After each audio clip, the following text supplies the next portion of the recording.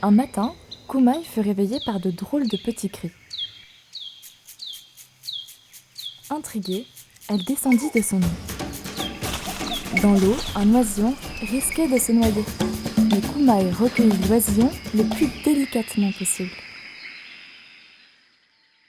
Comment une si petite chose pouvait provoquer en elle une si grande émotion?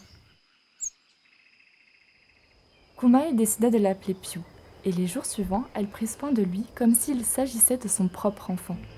Elle le nourrit délicatement de baies quand il avait faim. Elle soufflait sur lui quand il avait chaud, et elle le réchauffait quand il avait froid. Inquiète que ce cadeau du ciel disparaisse entre les griffes d'un prédateur, elle ne le quittait jamais des yeux plus d'une seconde.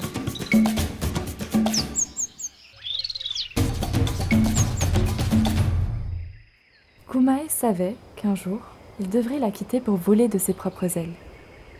Mais comment ferait-il pour ne pas se perdre dans un ciel si vaste? En prévision de ce jour, Kumae décida de dresser une carte des nuages. Celui-ci se nommait Gros éléphant en colère. Celui-là, Crabe à la noix de coco. Et s'il ne ressemblait à rien, elle leur inventait un nom. Et le soir, elle montra la carte à Piu, lui faisant réviser le nom de tous les nuages. Chaque jour, Kumaï passait un peu plus de temps sur la carte, craignant de ne pas finir avant que Piu ne prenne son envol. Hantée par l'idée d'oublier le moindre petit nuage, Kumaï lâcha du regard l'oisillon un peu trop longtemps.